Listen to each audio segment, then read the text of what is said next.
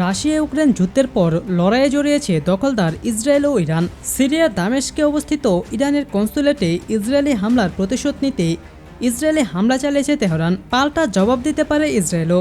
এমন অবস্থায় অতীতে যে পরিমাণ প্রস্তুতি নেওয়া হয়েছে, এবার তার চেয়েও বেশি প্রস্তুত থাকার নির্দেশ দিয়েছেন উত্তর কোরিয়া শাসক কিম জং উন। একই সঙ্গে যুদ্ধ প্রস্তুতির নির্দেশ দিয়েছেন তিনি। সামরিক শিক্ষা প্রতিষ্ঠান কিম জং টু বিশ্ববিদ্যালয় পরিদর্শনের সময় এ নির্দেশ দেন উত্তর কোরিয়া শাসক। কিমের এই নির্দেশের পর প্রশ্ন উঠেছে, তবে কি দ্রুত কোনো সংঘর্ষের ইঙ্গিত দিলেন কিম জং উন? উত্তর কোরিয়ার নেতা বলেছেন, দেশের চারপাশের ভূ রাজনৈতিক পরিস্থিতি অস্থিতিশীল। এ অবস্থায় যুদ্ধের জন্য প্রস্তুত থাকতে হবে। দেশের সবচেয়ে বড় সামরিক শিক্ষা প্রতিষ্ঠান কিম জং টু বিশ্ববিদ্যালয় পরিদর্শনের সময় এ মন্তব্য করেন তিনি। রাশিয়ার সঙ্গে উত্তর কোরিয়ার রয়েছে বন্ধুত্বপূর্ণ সম্পর্ক। পুতিন সম্প্রতি ইউক্রেনে হামলা জোরদার করেছেন। অন্যদিকে মধ্যপ্রাচ্যে সংঘাত ছড়িয়ে পড়ার আশঙ্কা দেখা দিয়েছে।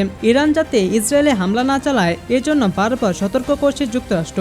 ইসরায়েলকে সঙ্গ দিলে মার্কিন সামরিক ঘাঁটিতেও হামলা চালানো হবে বলে ঘোষণা করেছে তেহরান। এই পরিস্থিতিতে কিমের মন্তব্য হুমকি নাকি আগাম সতর্কবার্তা, তা নিয়ে শুরু হয়েছে জল্পনা।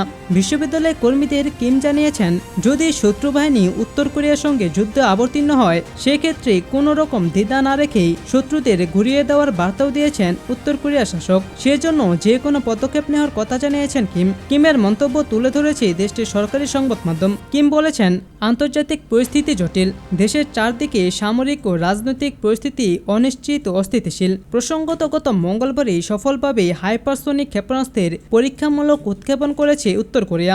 এই অস্ত্র তাদের দ্রুত ও আরও শক্তিশালীভাবে প্রত্যাঘাতের ক্ষেত্র প্রস্তুত করে দিয়েছে বলেও জানান কিম।